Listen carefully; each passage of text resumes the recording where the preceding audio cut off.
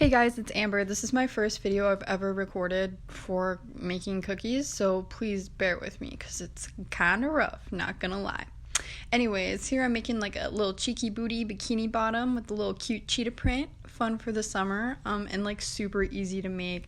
I had no idea how the heck to do cheetah print, so I looked up a video from sweetambs and her tutorial was like super quick, super easy.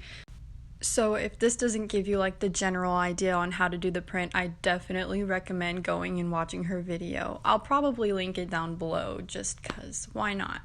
Anyways, here I go. I'm moving on to adding the fleshy booty part, the skin tone or whatever. I really wish I had given her more of like a summery tan, given her a little bit more of a glow, but whatever. I'm still learning how to mix colors and this is the best I could really do, honestly. So next time I'll try and remake this in the future, hopefully with more of a glow, and maybe give her like a cute little cheeky tattoo. Anyways, that's the end of the video. Please like and subscribe. Bye!